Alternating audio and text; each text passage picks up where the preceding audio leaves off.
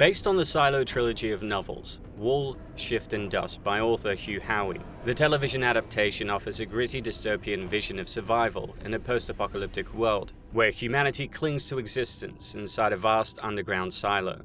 Season 1 effectively covers the first half of Book 1 and opens on an Earth left desolate and uninhabitable, with the surface rendered toxic by unknown forces. Trapped beneath miles of concrete and steel, the residents of the silo live under rigid social and technological controls designed to keep them alive, but at a great cost to their freedom and knowledge. Every layer of their world, it seems, is purposefully shrouded in mystery, and, even more disturbingly, enforced by a structure of obedience that stifles the human spirit. In both the novel and the show, daily life in the silo is a world built on restrictions, fear, and a finely maintained social order.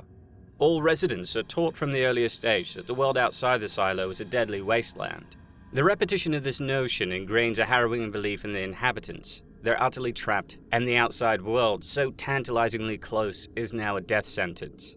To prepare everyone for Season 2, in this video, we're going to explain the world of Silo, its factions and organizations, the entire story of Season 1, and the important characters within it. At the very end, which will have a spoiler warning, we're also going to delve into some explanations of this world gleaned from the later books and what is coming over the next few seasons. Honey, the Pact is the only history we have. What if a bunch of rule breakers decide they want to see for themselves what it's like above ground? We are done. I think people clean because they hope that they can show people the truth that we're being lied to. Everyone has to see this. Everyone who? Everyone. Shut your eyes. All of you, shut your eyes. Shut your eyes! Turn around! Cover your faces! What you have just seen, you will unsee. This is about survival. And you are the greatest threat to our home in 140 years. Well, you were.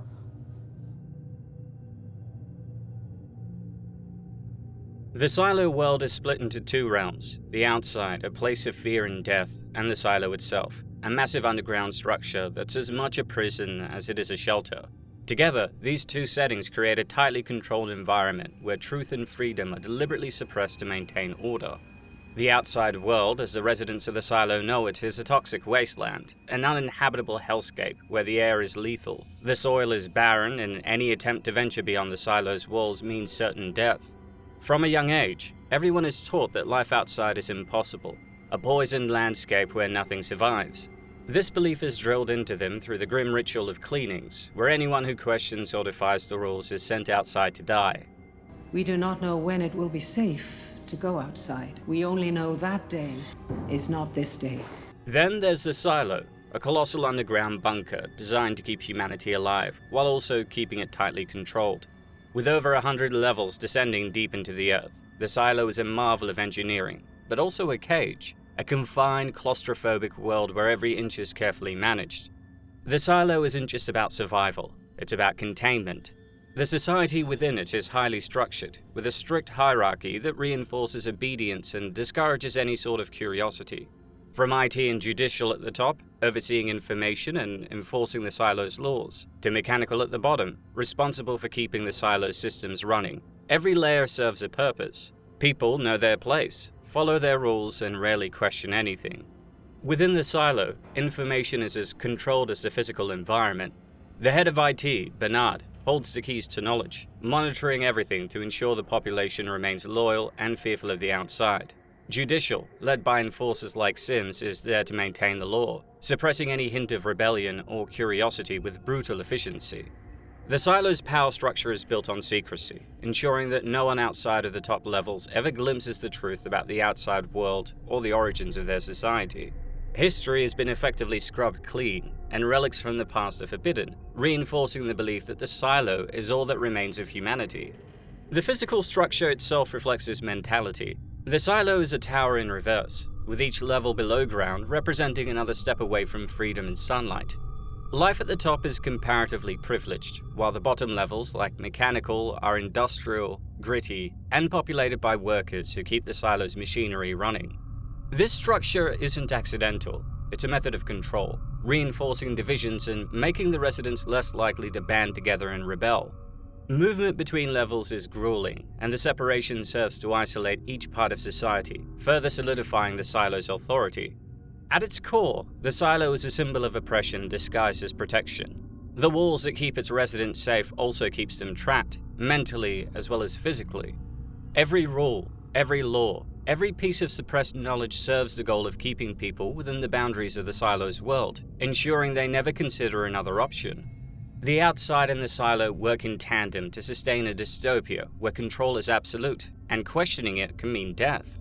For the residents, the silo is life itself, a world they believe is all that remains. But as the story unfolds, the cracks in this system grow, revealing the vast, grim machinery that keeps them in place. The silo may be a sanctuary, but it's one designed to preserve not just life but compliance, a structure that forces humanity to survive within boundaries, cut off from the world beyond. And as we follow Juliet's journey, the reality of the silo and the outside becomes a haunting metaphor for a society that's forgotten its past and forfeited its freedom for the illusion of safety. If you boil the pact down to one rule, it's do not say you want to go outside, or you can go outside. The silo society is kept running by a set of rigidly structured organizations, each designed to maintain order, suppress curiosity, and enforce a strict system of control over the population. These organizations don't just keep the lights on and the machines running. They're the core of the silo's authoritarian grip on its people, ensuring that no one ever dares question the walls that confine them. At the very top of the food chain is IT, the most powerful organization within the silo, which controls information and enforces the limits of what people are allowed to know. IT's influence is practically absolute, dictating everything from communication to access to knowledge, making it the nerve center of the silo's surveillance state. Led by the icy and manipulative Bernard, IT keeps a constant watch on potential threats to the system, monitoring anyone who shows signs of curiosity or rebellion. To IT, knowledge is a weapon, one that only they should wield. Bernard's role is to maintain control by keeping information tightly secured, a strategy that allows IT to shape the reality within the silo, ensuring that the only truths are those that serve their agenda. Anyone who steps out of line quickly finds themselves under IT's eye, facing consequences that serve as a warning to the rest of the population. Working closely with IT and often acting as its muscle is Judicial. Judicial is the enforcement arm, tasked with upholding the laws and silencing anyone who dares challenge the status quo. Led by the cold and unwavering Robert Sims, Judicial isn't concerned with justice as much as it is with compliance. Sims and his team operate with a chilling efficiency, ensuring that any whiff of dissent is immediately stamped out. Judicial's power is absolute, with the authority to arrest, imprison, and even eliminate those who threaten the silo's carefully maintained peace. They are the enforcers of IT's decrees, taking on the dirty work required to keep the population in line.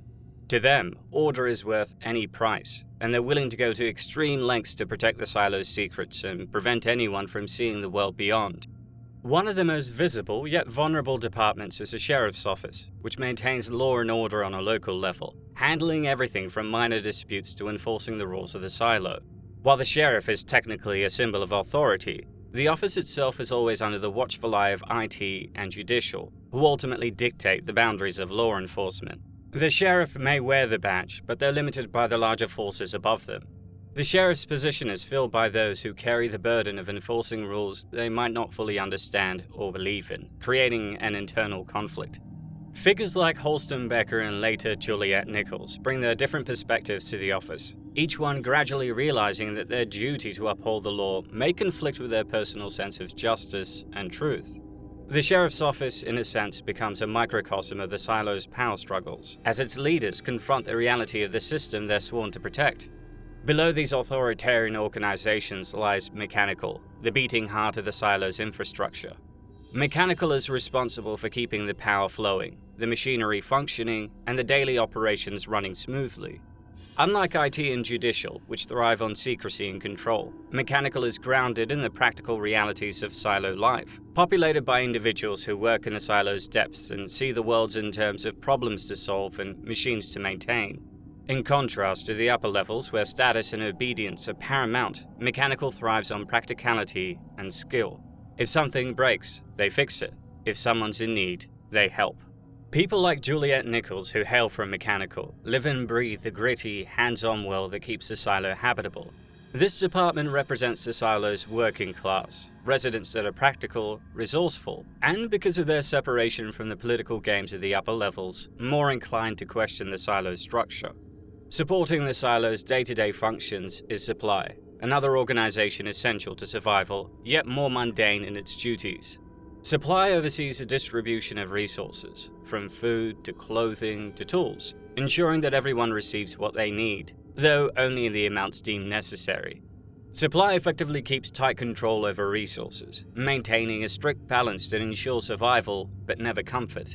Through supply's actions, we see another layer of the silo's strict discipline. Scarcity is enforced not by nature but by design, reinforcing the silo's culture of dependency and obedience. People in supply see themselves as vital cogs in the machine, but their role is also about limiting freedom, restricting the ability to obtain more than the bare essentials, and keeping everyone firmly under the silo's thumb.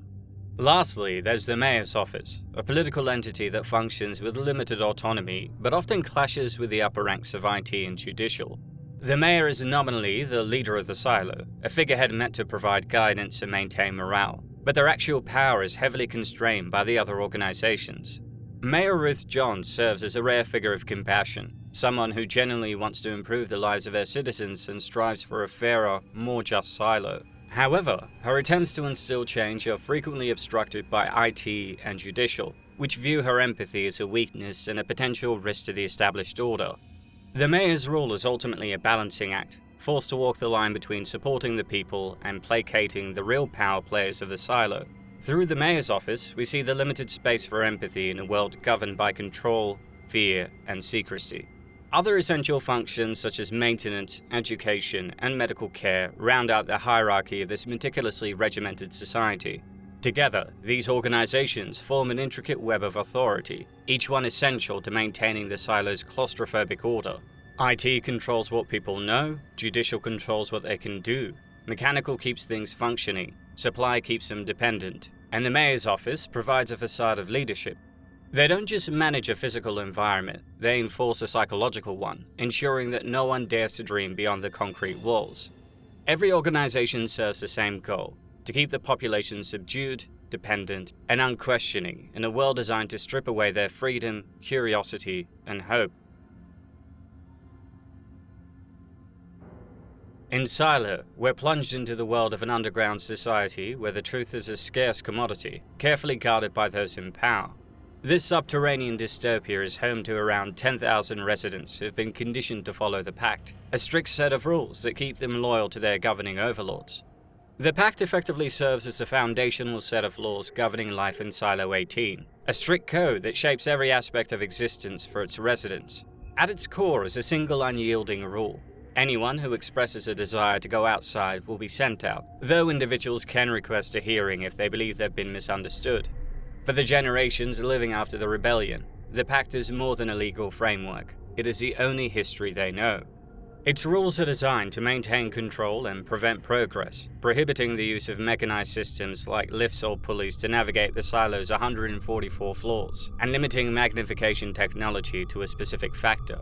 Symbolically, the Pact also holds ceremonial significance, serving as a text sworn upon during official oaths. In this way, it is the Bible that holds them together. At the heart of the story is Juliet Nichols, played by Rebecca Ferguson, a tough and determined engineer who reluctantly steps into the role of sheriff after the mysterious death of a friend. As she digs deeper, Juliet finds herself entangled in a web of lies, uncovering dark secrets about her home and its rulers. Even if she refuses, I ask that this badge, my personal property, be given to her, Holstenbecker. Why her? I want to meet her. I don't want it. Well, that is too bad. Holston wanted you to have this, whether or not you took the job. What about finding out the truth? When I find something, I'll send word, a signal, I promise.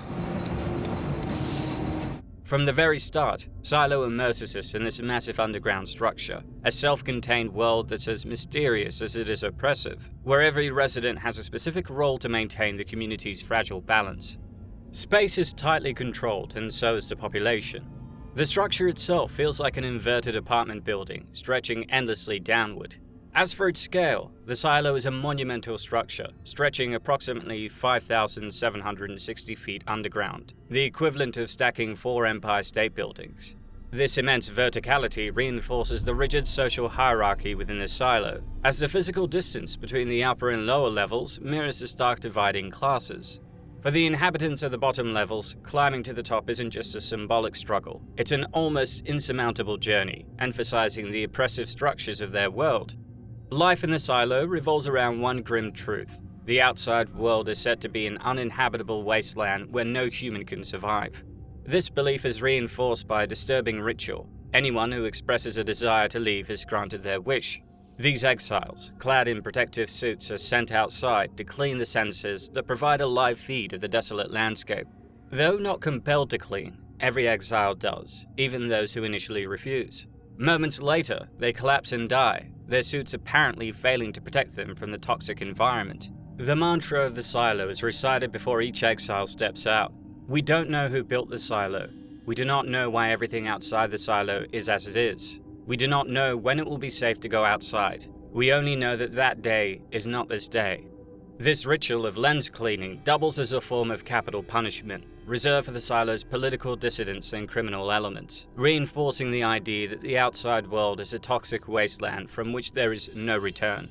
Season 1 begins through the eyes of Sheriff Holston Becker, a man who appears to live a happy and stable life in the silo alongside his wife Allison. Why'd you do that? Because I don't want them to hear. Who? Well, who's got listeners? Judicial? Do you really think you're the kind of person they want having children? Allison Becker is a spark that ignites the fire of rebellion. Intelligent and fiercely curious, she embodies everything the silo rulers fear, an unwillingness to accept the status quo. Her doubts about the world outside push her to uncover forbidden truths, and Allison's influence and defiance shapes both Holston and Juliet, fueling their respective journeys to uncover the silo's darkest secrets. Have you ever wondered what was on the servers they erased, and the books they burned, if it was even the rebels that did it? I'm not the type of person they want having kids. They want docile, obedient people. Sheriff Holston Becker, on the other hand, is a steady, respected figure whose tragic journey sets the series into motion. Haunted by the fate of his wife Allison, who dared to question the silo's carefully constructed reality, Holston struggles to reconcile his duty with his growing doubts. His legacy serves as a guide for Juliet Nichols, whose own search for answers follows the breadcrumbs Holston leaves behind. None of this is real. Do you see? They want to keep you in here so they're lying to you. Please, just know there's no other way. It's okay. I want to go out! Holston, you don't have to be here for the rest. Everyone What's will... the value of swearing an oath if you only stick to it when it's easy? On behalf of the people of the silo, I hope that you will clean. Have you any last words? I love you. We discover that Holston and Allison's attempts to start a family uncover a dark truth about the silo's unseen rulers.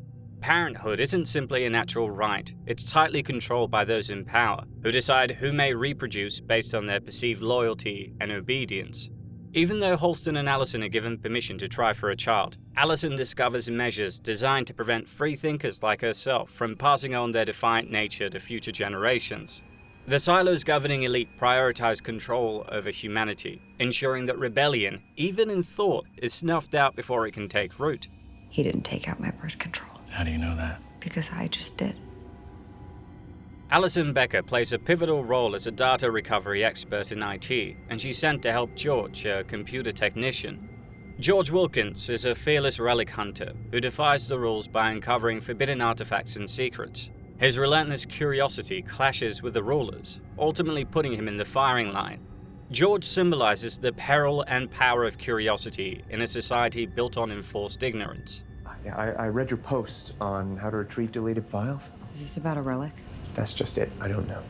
Together, Allison and George hack into a relic hard drive that holds the forbidden secrets of the silo's origins, revealing blueprints of the massive underground structure and video footage of the outside world, which actually features blue skies and green grass, a stark contrast to the desolate wasteland shown to the silo residents. Guy came in with this about a year ago. Said he found it under the carpet in a closet.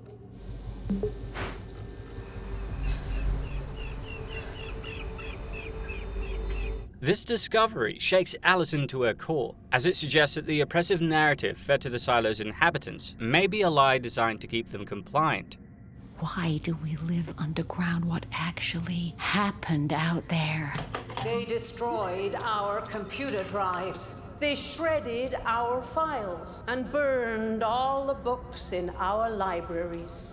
Determined to expose the truth, Allison pleads with her husband and the rest of the community to see reason, but her claims are met with disbelief.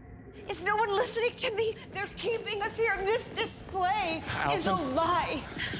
Frustrated and desperate, she makes a fateful decision to step outside, seeking proof of the world she glimpsed. Tragically, her excursion ends the same way as every other. Her protective suit fails and she collapses, seemingly confirming the dangers of the outside world. For 2 years, you were dead inside. What happened between you and her? I finally started listening is all. To what? To Allison, to what she was trying to tell me. Her death sets Halston on a relentless quest for answers. Racked with grief, he begins to investigate his wife's claims and discovers troubling new details. His search leads him to Juliet Nichols, a mechanic from the lowest levels, who has her own suspicions about the silo's dark underbelly. Juliet reveals that her close friend George, the very man who'd worked with Allison, didn't end his own life as claimed by the authorities, but was likely murdered to cover up the secrets they both found. What happened between you and her? For 2 years, you were dead inside, and you met Juliet Nichols. What is this place? George, he put it all together. You know, he'd come down here on his own and be looking for something. Looking for what? He never told me. He just said that he'd know it if he saw it. I'm not gonna tell you what that was. All you need to know is I'm gonna go find her. This sparks a partnership between Halston and Juliet as they set out to uncover the truth, no matter the cost. Do you think your wife knew George? Allison did some IT work for him not long before she went out. Well, why didn't you tell me that? Is that why you're here? You're wondering if George had anything to do with why your wife went out to clean? Juliet shows him a secret doorway in the bottom level that leads to a massive mechanical digger, implied as being what helped create the silo. How come she lives down deep? It is unusual for someone born in the mids with a doctor for a father to end up in mechanical. She explains that George used to bring her down there and show off his collection of relics. We also learn that there's a massive reservoir of water below them.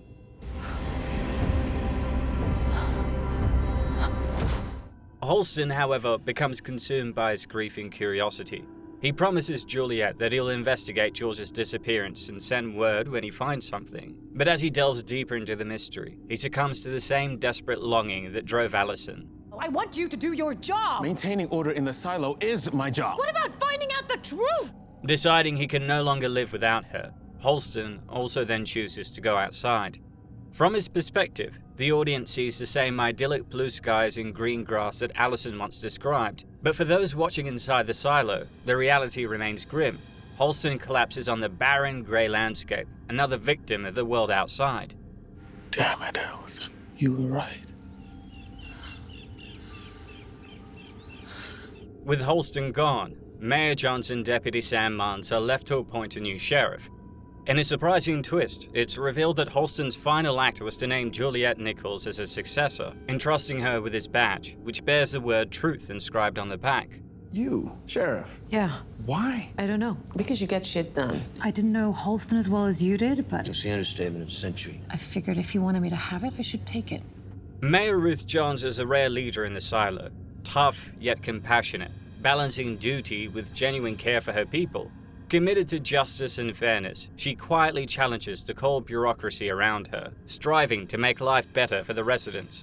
Her empathy and desire for change put her at odds with the rigid status quo, making her a beacon of humanity in a dangerous and oppressive system. I came to look you all in the eye and remind you how important you are. It's this community, it's the way you love each other that holds the silo together. Deputy Sam Mans is a loyal and steady presence, dedicated to maintaining order while sharing Mayor Johns' empathy for people. Unwavering in his support for her, both professionally and personally, he helps her bring humanity to a rigid system. Mans is also not afraid to challenge unjust rules, making him a rare voice of reason and trust in a fractured world. You can't seriously consider her deputy. Doesn't matter what he thinks. I'm just the escort. I don't like judicial's choice being shoved down my throat. Please tell me why this silo spent last night in the dark. Because it was night. That's helpful, Deputy. Thank you.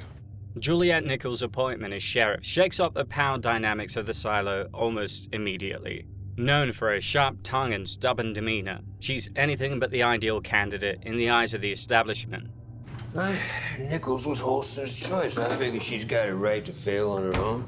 She's not gonna last long. You were not my choice for this position. But considering recent events, I think it best we let bygones be bygones, no? Juliet is a determined problem solver who questions everything and refuses to let mysteries go unsolved. Her knack for fixing extends from machines to the secrets of their oppressive system. As sheriff, her unfiltered perspective threatens the powerful while offering hope to those yearning for freedom beyond the silo's walls. What does she do? Well, she pretty much keeps everyone in the silo alive. We're supposed to go about our business, keeping the silo humming, and they're not supposed to do things like murder people. Bodies start falling, people start asking questions. Juliet's reputation as a troublemaker precedes her, especially when she decides to shut the power to Silo to fix the engine, placing everyone in darkness as the one thing powering the facility is worked upon. People would be terrified. People are going to be terrified when the rotor shatters and we're living off the backup in darkness. The slightest mistake at any point could get somebody killed, or worse, leave 10,000 people in the dark forever.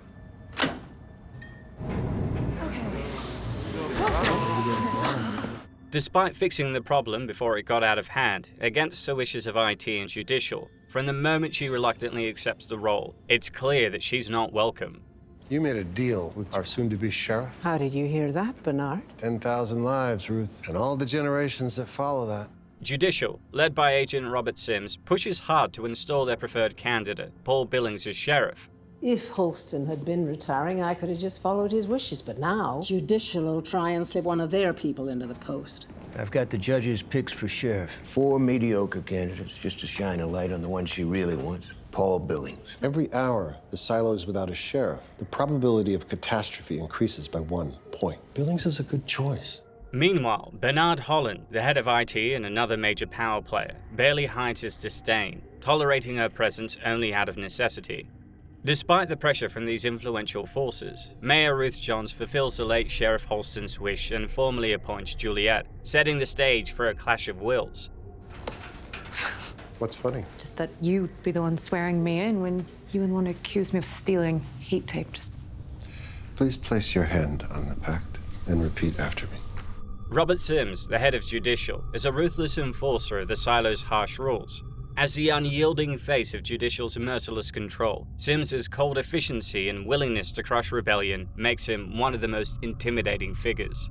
I understand why you'd want to pay Holston the respect of at least meeting with his pick. Oh, Bernard told you, I see. There really isn't time. Paul Billings is a good choice.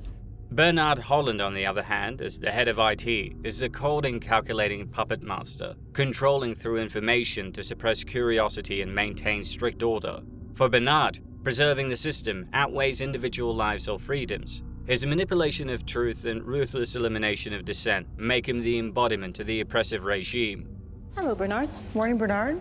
Aaron, Allison, I took it down, your post. I have no doubt your intentions were good, but our reporting structure is there for a reason. The needs of the many require the sacrifices of the few. We need to find something that we can use to wall her in, to keep her from stepping outside her bounds. As Juliet's crusade for answers quickly draws dangerous attention, Mayor Johns and Deputy Sam Mons, two of the few high-ranking officials who support her, are assassinated shortly after she's appointed. The founders knew someone would have to make the hard decisions to keep our silo alive. Like, why Holston's wife went out to clean? What happened to George? Why Johnson and Marnes were killed? They were... Sorry, what? Yeah, they were murdered. You're saying she wasn't the target? Don't say she! That's Mayor Ruth Johns! She carried every election for the past 40 years! The message is clear. Someone wants to stop her, and they're willing to kill to do it. Judge Meadows doesn't give a shit about the truth. And when a mayor and a deputy get murdered, things could get disorderly fast. With her allies gone, Juliet finds herself at odds with the overbearing judicial branch. Led by Sims along with Judge Meadows, they're enraged by Juliet's relentless investigation into George's death and the mysterious string of murders connected to it, seeing her as a threat to their carefully managed order. And you started to look into Wilkins' death. You became a mortal threat to our survival. Judge Meadows is the calculating force at the heart of Judicial, wielding power with shrewd precision and a deep understanding of control. Though she may not pull every string, she excels at manipulating people and situations to serve her interests. Detached but far from impartial, Meadows safeguards her influence from her luxurious quarters, relying on Sims as a pragmatic enforcer. Judge Meadows is ready to make the new sheriff a formal one. Paperwork's done. If you want a relics investigation, you have to see Judge Meadows. Why don't they just rip the pages out of the pact and leave one that says, see Judge Meadows? Following the deaths of Giles and Mance, Judicial maneuvers Paul Billings into the role of Juliet's deputy. While the two initially clashed, their professional relationship slowly evolves into a cautious partnership, and together, they begin to unravel the truth.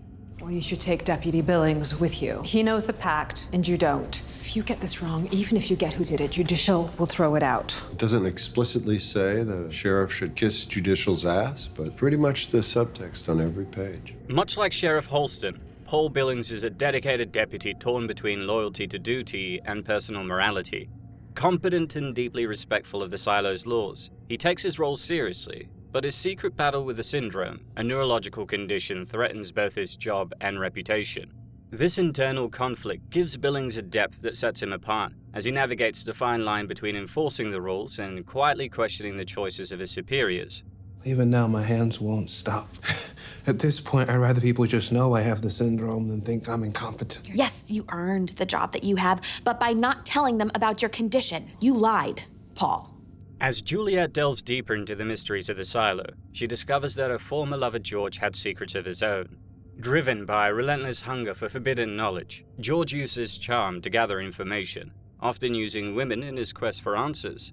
George went down to Mechanical to explore what he called the big questions. He got what he wanted from me. He didn't need me anymore, so he left. Thank you for your time. If you have any questions, we can definitely... When he told you he loved you, did you believe him? We also learn the fate of Gloria Hildebrandt, a conspiracy-theorizing fertility counselor who once tried to warn Allison about the dark truths hidden within the silo.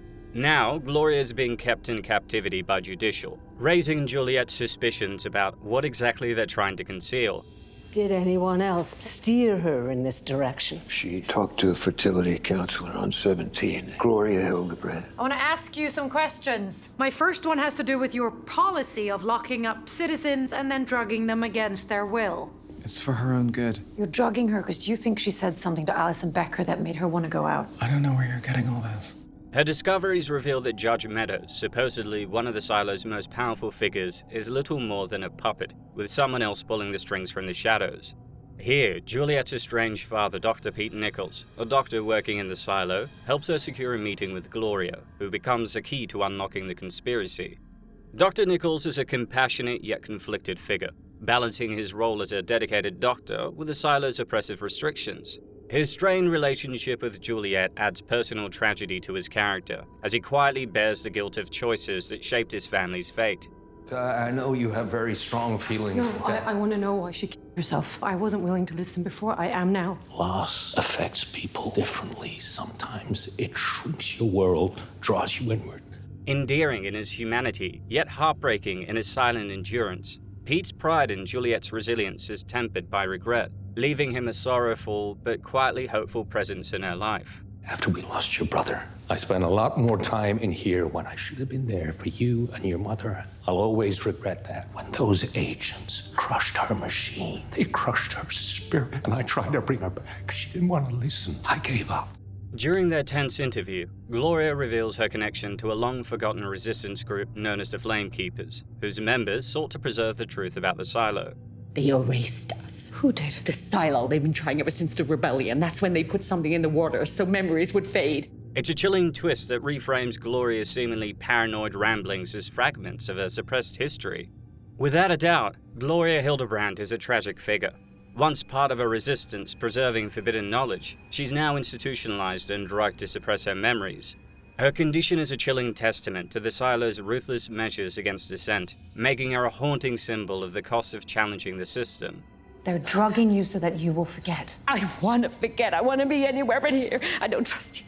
Give her the good stuff. Every dose, every day. Anyone try to pull her out, they go through me. Yes, sir.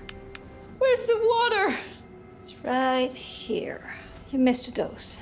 That's all. Gracie there? In a moment of revelation, Juliet notices a camera hidden in Gloria's mirror, confirming her worst fears. The residents of the silo are under constant surveillance. This explains how Judicial has managed to stay one step ahead of her at every turn. My flowers, they're gone. I remember now. Sheriff Holston was here. They can see us through the mirror. They got these devices like the sensors outside, and I think they're watching us. The more Juliet uncovers, the more she realizes the depth of the deception, and that her fight for the truth is against the invisible hands controlling them all. The investigation takes a dramatic turn when she uncovers the hard drive Sheriff Holston Becker had hidden at the very beginning of the series. Despite knowing that Judicial is watching her every move, she takes possession of it, fully aware of the risk. You were the last flame keeper now. No, you didn't ask for it. It's not fair. If you let it die, the truth dies too. The realization of constant surveillance drives her to confront acting Mayor Bernard Holland, warning him that Judicial may be staging a coup to seize full control of the silo. But the meeting doesn't go as she expects. Bernard, far from being shocked, calmly reveals that he already knows, and more importantly, that he's been orchestrating everything all along. If you have the hard drive, then fuck me. I said hard drive. How would I know there's a hard drive? Oops. While Juliet had suspected Mr. Sims as the secret leader pulling the strings, it's Bernard who emerges as the true architect of the silo's oppressive regime. In a chilling power play, Bernard frames Juliet as a threat, claiming she expressed a desire to go outside. Though she never uttered those words, his accusation is enough to justify her removal. I'm sorry, Sheriff Nichols. Did you just say you want to go outside? Robert, did you hear that? Sure did. Juliet is quickly taken into custody by Sims, Bernard, and her deputy Paul. However, taking advantage of Billing's struggle with the syndrome, Juliet exploits this to make a daring escape. She then seeks help in the Down Deep, where she finds an unlikely ally in a criminal with connections to a skilled hacker. Together, they crack open the hard drive, uncovering a treasure trove of secrets. And they're looking for that drive, so as soon as you plug it in, they'll come running. That's a little harder, but doable. There's like thousands and thousands of files here. How am I supposed to know where to start? How about there? Among them is a video message from George. The drive also contains the unthinkable, a video of the world outside the silo with blue skies and green grass. A stark contrast to the desolation everyone has been told is outside waiting for them. People have to know. Allison was right. The display is a lie. With Judicial closing in, Juliet risks everything to expose the truth to the residents of the silo. She works with the hacker to broadcast the footage, but her efforts are thwarted. As the head of IT, Bernard has complete control over the silo's systems and swiftly shuts down the broadcast, capturing Juliet in the process. Cornered, she strikes a desperate deal. She agrees to go outside and clean the lens in exchange for Bernard showing her a recording of George's death. I realize this is a breach of our protocols, but I'm making an exception for the sheriff before she cleans. We never had a chance. No. What do you want? You were ordered to take me alive, right? Yeah. Oh, well. In a devastating revelation, the footage confirms that George, trapped and cornered by Judicial, chose to end his own life rather than fall into their hands. With nothing left to lose, she prepares to step outside, determined to face whatever lies beyond the walls. You once asked me when your troubles started. When I stole the fucking tape. No, your troubles started at conception. Your parents weren't supposed to have children. You know, if this place needs the death of George and Johns and Marnes, the sheriff and his wife, there's something very wrong with this island. I want you to know that I take no pleasure from this. Here, Mayor Bernard Holland delivers a chilling justification for sending Juliet out to clean, claiming that if she knew what he knew about the silo and the world beyond, she'd make the same choice. The story then shifts to Juliet's cleaning ceremony, a spectacle that has always meant certain death for those forced outside, assuming, of course, that the narrative fed by Holland and Judicial is true. Dressed in the familiar white hazmat suit and visor, Juliet steps beyond the silo's confines and into what appears to be a serene paradise of green grass and blue skies, the same vision Holston Becker saw before his death. But as Juliet approaches the camera lens, she defies custom and refuses to clean it, an act of rebellion that shocks those watching from within the silo. However, it's what happens next that flips everything on its head. Turning to where the bodies of Becker and Allison should be, Juliet instead finds rocks. Reaching out, her hand passes straight through them. Turns out that the idyllic world she's seeing isn't real. It's a digital illusion projected onto her visor, designed to manipulate those sent outside. This cruel deception provided a glimmer of hope to the condemned, ensuring they clean the lens before succumbing to their inevitable fate. The truth is far more horrifying. The world beyond the silo is uninhabitable, poison beyond recovery. Even worse, the suits worn during the ceremony are deliberately sabotaged with faulty tape, guaranteeing death by exposure to the toxic air. But we learn that Juliet defied this. With the help of her mentor, Martha Walker, she'd secretly replaced the faulty tape with specialized heat tape, ensuring her survival. While everyone else sent outside perished, Juliet lives and sets her sights on the hill that marks the boundary of the silo's visible horizon and begins to climb. As she tops the ridge, the world changes. The Earth is a desolate wasteland, its surface scarred by countless craters. Each crater also houses a silo just like hers, stretching endlessly into the distance, with the ruins of a shattered city visible on the horizon. I won't clean. Nobody intends to, but they always do.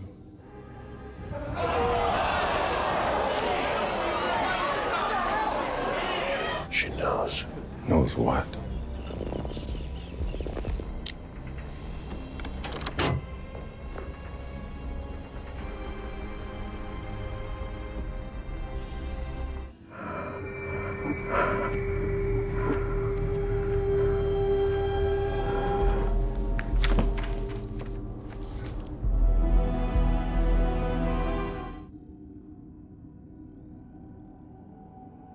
The mystery of the Silo's origins and purpose looms over both the show and Hugh Howey's original Silo trilogy, offering a labyrinth of intrigue and conspiracy for those willing to dig deeper. While the series hints at the Silo's creation, the books provide the full, chilling backstory. For those ready to embrace spoilers, here's a breakdown of what lies beneath the surface. Seriously though, major spoiler alert here. If I could wind back the clock, not know what I know, I would in a heartbeat.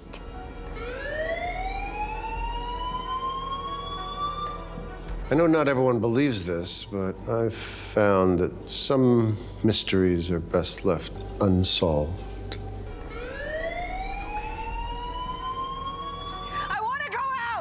The Silos were commissioned by the US government in 2049 as part of a contingency plan for humanity's survival in the face of catastrophe. Congressman Donald Keene, an architect by trade, was tasked with designing a system of 50 interconnected silos under the guise of a nuclear waste storage project called CADFAC, Containment and Disposal Facility. By 2052, the silos were operational, just in time for a series of nuclear detonations that rendered the Earth uninhabitable. However, as revealed in Shift, these blasts weren't an accident, but a premeditated event orchestrated by Senator Paul Thurman to combat a greater existential threat: weaponized, self-replicating nanotechnology. The nuclear devastation was framed as a necessary evil to wipe out the nanotech, with the silos offering humanity a chance to rebuild after 500 years underground. Now, the TV adaptation has remained largely faithful to the books, staying true to Howey's vision while adding intriguing new elements. Key concepts like the Syndrome, a mysterious illness afflicting Silo residents, and the Flame Keepers, a rebel group dedicated to preserving forbidden knowledge and relics, are entirely original to the show. These additions deepen the world building, tying the rebellion of a century ago into the current story and exploring the long-term effects of life underground. While these elements weren't part of Howey's original novels, I think that they enhance the narrative, setting up pivotal arcs for future seasons. Despite these changes, the show has preserved the core of Howey's dystopian world. Season 1 introduces the oppressive hierarchy and the shadowy origins of Silo life, but there's much more to come. The prequel story in Shift delves deeper into the history of the Silos and their creation, while Dusk concludes the saga with revelations about humanity's survival. Okay, with that out of the way, I know some of you are probably wondering what's next for Juliet and the Silo. Well, after leaving Silo 18 in Hugh Howey's wool, Juliet discovers Silo 17, a neighboring structure ravaged by rebellion. Its population, decimated by conflict, is a shadow of what it once was. Amid the ruins, Juliet finds Solo, the only adult survivor. Using her mechanical expertise, she repairs a pump to drain the lower levels and begins planning a lateral dig to reconnect with Silo 18. This arc is expected to feature prominently in Silo Season 2.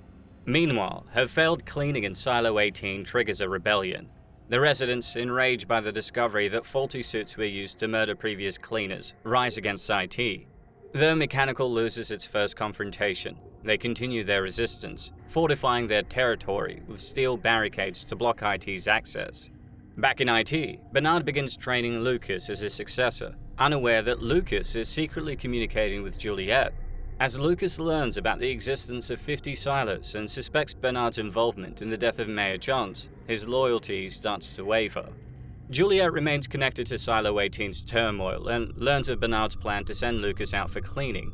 Determined to save him, she builds another functional suit and returns to Silo 18. She attempts to rescue Lucas, but finds Bernard instead. Cornered by rebellion and stripped of his power, Bernard takes his own life by leaping into the airlock's cleansing flames. Before Juliet's arrival, Billings had already led an uprising against Bernard, leaving the IT head in a desperate situation. In the wake of Bernard's death, the people of Silo 18 appoint Juliet as their new mayor. Accepting the role, she vows to lead with honesty, marking the end of the first book, Wool, and the start of a new chapter in the series. The next installment, Shift, which is a prequel to Wool, introduces a fresh cast of characters and delves deeper into the origins of the silos, expanding the scope of Howey's dystopian saga. We learn that Silo 1 serves as a shadowy command center for the entire Silo network, housing its leaders in shifts while the rest remain in cryogenic sleep for decades. These overseers monitor the other silos, ensuring the system stays intact. After Juliet's miraculous survival from Silo 18's cleaning in the year 2345, Silo 1's authorities prepare to wake Thurman, the senator who orchestrated the nuclear annihilation, to address the impending chaos. However, they mistakenly awaken Donald Keene, the architect of the silos, who discovers the grim truth. By the year 2550, only one silo's population will be chosen to repopulate the planet, determined by an algorithm. In Dust, the final book of Hugh Howey's trilogy, Juliet uncovers the horrifying truth about the silo's creation and their intended purpose. She confronts Donald Keene, vowing that Silo 18 citizens will rise against the system. Seeking to thwart the silo's planned extermination, Keene illegally awakens his sister Charlotte, and together they work to understand how humanity might survive in the outside world. Charlotte uses drones to explore the wasteland, revealing glimpses of a world that may not be as uninhabitable as they thought. Back in Silo 18, Juliet attempts to dig laterally to Silo 17, where Solo awaits her. But their plans are cut short when Thurman awakens and unleashes toxic gases, killing most of Silo 18's population. Out of the 10,000 people that once lived there, only 200 residents, including Juliet, survive the massacre, while key figures like Lucas perish. Meanwhile, Keene, imprisoned for opposing the Silo's regime, takes a final stand. He destroys Silo 1 and urges Charlotte to escape with a security officer named Darcy, who sacrifices himself to ensure her survival. Charlotte thus becomes the sole survivor of Silo 1. Juliet and the remaining survivors then uncover a map, revealing an underground path to a safe haven called the Seed. With Silo 17's machine out of fuel, they're forced to walk to their destination. Emerging through a screen of artificial toxic dust, designed to perpetuate the illusion of an uninhabitable world, they discover that the Earth has healed. The Seed facility offers an abundance of resources, including seeds to rebuild agriculture, finally providing a glimmer of hope for humanity's future. In the trilogy's final moments, Juliet, Charlotte, and the survivors begin the arduous process of rebuilding civilization, proving that despite the Silo's oppressive grip, humanity's resilience can endure and thrive. Season 2 will likely adapt the remaining arcs of Wool before venturing into the second book, Shift. However, Rebecca Ferguson has hinted at some significant deviations from the source material, suggesting that the show may take liberties with the narrative. Because the second book is a prequel set over a century before the events of Wool, the show must wrap up key threads from Season 1 before delving into the origins of the Silo's dystopia. With the series mapped out for a 4-season run, Season 2 will likely integrate the opening arcs of Shift alongside the ongoing storylines, ensuring enough time to conclude the overarching narrative. The hinted changes to the book's structure will likely help streamline the complex plot, balancing adaptation with the constraints of a limited season count. Rather than introducing an entirely new cast and main story for the backstory of Shift, I think the show may instead use flashbacks to weave the events of the second book into the ongoing narrative. This would allow the series to stay connected to its main characters, while exploring the rich history of the Silo's creation. Budgetary constraints will also play a major role in shaping the series. While the use of CGI could bring multiple silos to life, the scale of the story will require careful financial management to maintain quality. While this may mean significant changes, fans can still turn to Howey's Wool trilogy for the full scope of the original tale. The order says. The order says lay mechanical and unite the rest of the silo against them. But Juliet, she was singular. Season 1 is a compelling, tightly wound dystopian drama that takes the classic what's outside question and wraps it up in layers of mystery, tension, and complex characters. It's a study in control and repression. With its well-crafted plot and skillful balance of suspense, character development, and world building, the show leaves you questioning the very nature of truth, freedom, and the lengths people will go to preserve a lie. The show's strongest asset is the setting. The silo is a world of its own, a complex, layered society with its own hierarchy, customs, and unwritten rules. Each sector, from the relatively privileged upper levels to the gritty industrial depths of mechanical, feels distinct yet interconnected, giving the silo a sense of history and purpose that makes it feel real and lived in. We're not just told about the silo's social structure, it's shown to us. Through details like the exhaustion of climbing the hundreds of stairs, the separation of departments, and the heavy-handed control over relics from the past, Silo creates a convincing sense of place, where the physical structure itself reinforces the psychological imprisonment of its inhabitants. The claustrophobic, structured nature of life within the silo is brilliantly depicted, immersing us into a place where every inch is monitored, every action observed, and every whisper of rebellion stamped out. The production design and cinematography deserve their own mention, as they are fundamental to the show's visual identity. The set design is harsh and industrial, with cold, unforgiving walls and dim lighting that creates a claustrophobic feel. The cinematography leverages close, narrow angles to reinforce this, constantly reminding us of how confined the characters are, while also capturing the monotony and relentlessness of life within the walls. The color palette, muted grays and shadows enhance this effect, creating a look that's oppressive. And whenever we catch a glimpse of the supposed outside world, with its bright green landscape and clear blue skies, the contrast feels jarring and surreal. The sound design and score contribute significantly to the unsettling atmosphere. The constant hum of machinery, the clang of tools and mechanical, and the hollow echoes in the stairwell all add to the sense of isolation and claustrophobia.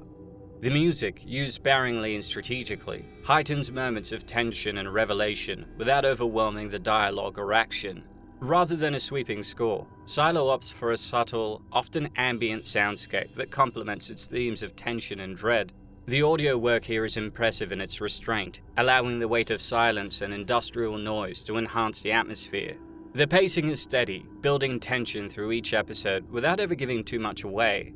The mystery is skillfully revealed piece by piece, pulling us along as we try to piece together the truth, just as Juliet does. Each new piece of knowledge Juliet uncovers feels like another step toward danger, another push against the unyielding rules. There's a pervasive sense of paranoia, a feeling that no one can be trusted, and this sense of claustrophobia is heightened by the silo's physical layout: narrow corridors, endless staircases, and a lack of open spaces. At the heart of Silo is Juliet Nichols, played with intensity and grit by Ferguson. Juliet is the kind of protagonist you root for because she's not afraid to challenge the status quo, even though she knows the cost of asking questions. As an engineer from Mechanical, she represents the working class, the people who keep things functioning but are kept away from the secrets and decisions of the upper levels. Her journey from a reluctant sheriff to determined truth seeker is filled with peril, yet it never feels forced.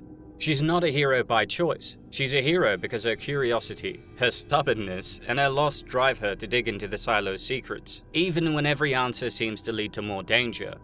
The rest of the characters serve as a rich supporting ensemble, each representing different facets of the silo society. Bernard, the head of IT, is the show's most chilling embodiment of control, a man who understands the value of information and uses it to manipulate, deceive, and maintain his hold on the people.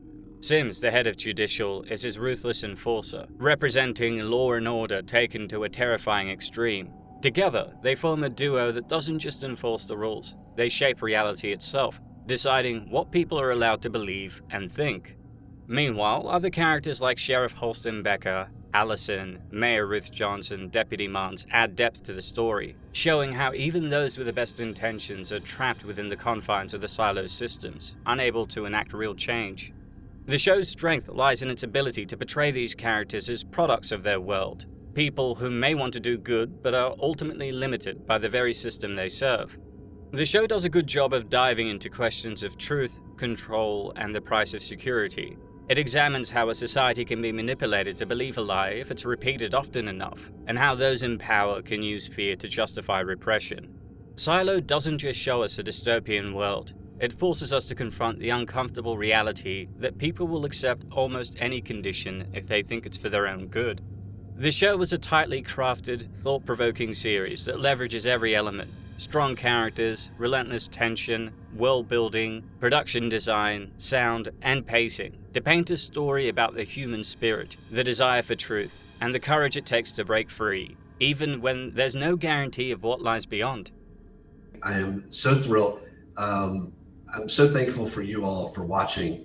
I cannot believe when I put on Apple TV and see Silo in the #1 spot. It still just has not sunk in that not only did this book get written, did people find it, did it, have the success it had, and then got a deal and got made.